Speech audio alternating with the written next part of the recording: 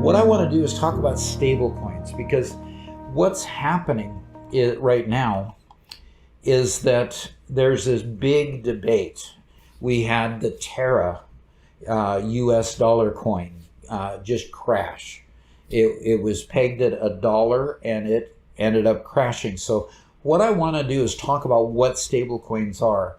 And what you'll see is I'm talking about stablecoins because I'm taking this and moving forward in the topic to two other topics that hopefully will put it kind of a full picture on what a stable coin is.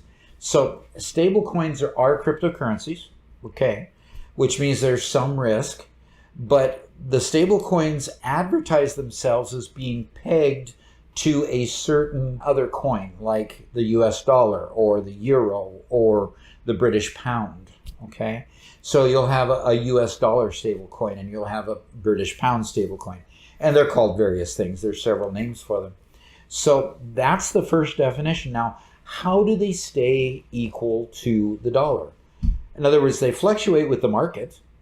In other words, they're traded on the market against other currencies all the time. Like, for example, if you go and look at the USD coin, if you watch that coin, every once in a while you'll see it go up to 1.01 and down to 0.99. So you can see that it's fluctuating a little bit in the band. And so it makes you kind of wonder, well, why isn't it just always $1? Well, the reason why is there's several different ways that they peg the coins. Now, first off, most of the time they're fiat-backed coins. So let's learn the term fiat here.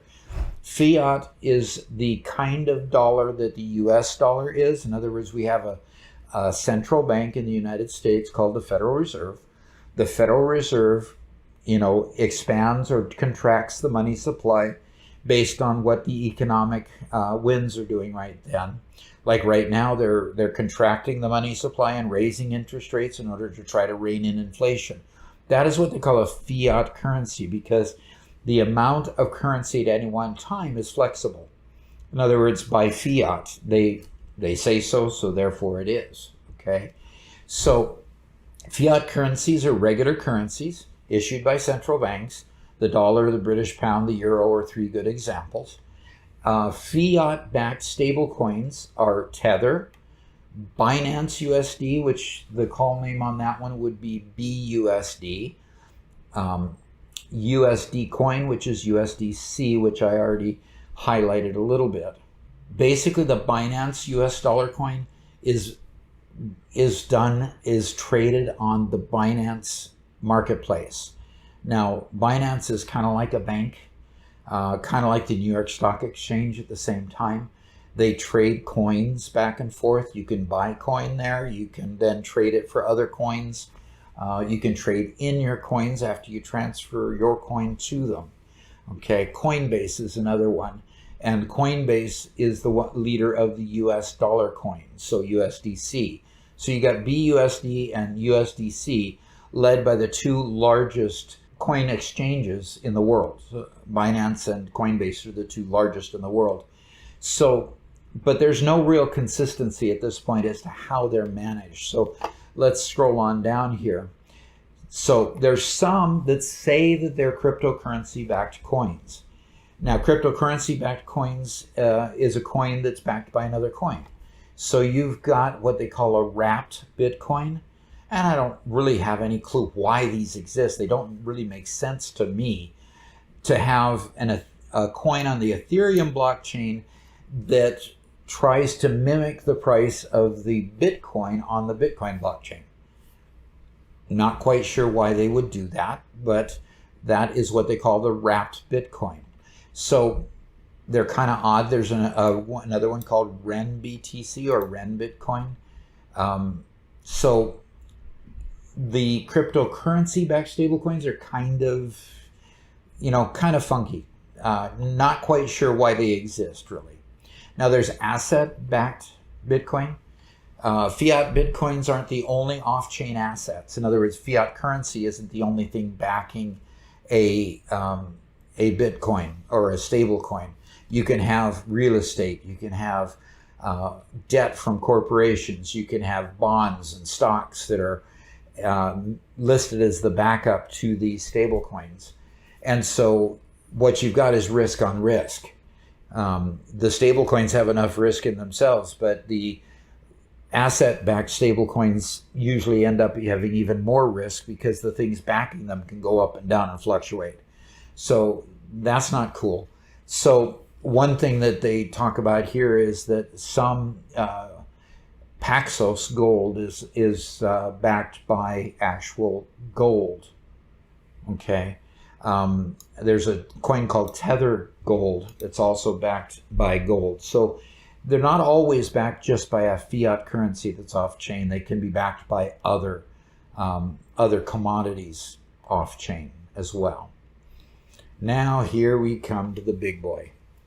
Most of them are what they call algorithmic stablecoins. In other words, they've got a mathematical algorithm that forces the coin to be pushed down or pushed up in value depending on the volatility in the market. So if there's a lot of trading and people, let's say they're selling a lot of the USD coin, the algorithm in the background will also then buy into that market so that it keeps the coin at $1. If there's a lot of buying and it would normally send the price up, the algorithm then pulls more coin out of circulation so that it rests back down.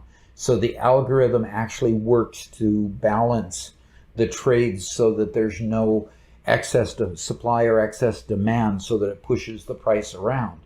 Now, the challenge with that is that if there's a high amount of volatility in the market, it can still affect the price. Luna is the one that was in the news recently because it fell 94% in one day. So basically it fell from $1 to 6 cents. And it did it in the matter of about 30 minutes. And so it was incredibly painful for them because basically they couldn't get it pegged back up.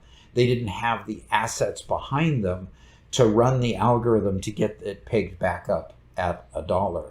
So there was not any way that it could be saved. So everybody who had the Terra Luna lost. They just lost their $1 for every coin that they had. So the problem is that stable coins are generally undercapitalized. The complaint about Tether has always been that they won't let themselves be audited to find out how much money is actually backing the Tether stablecoin. So Tether is out there reporting that it's a stablecoin pegged to the dollar, but they won't tell us how many dollars are actually in their bank to back it should there be a run on Tether. So if there's a run on Tether and it's only 50% collateralized, the person that wants to sell off the 51st percentage is going to get no value for their Tether. So that is the biggest challenge with stable coins is, number one, they're hard to audit, and number two, a lot of times they're backed with things that are just as risky as the stable coin is. So I think that pretty much puts an end on stable coins. I hope you've enjoyed this, and hit the subscribe button, the like button, do what you can to help support the channel, and we'll come back after another little break.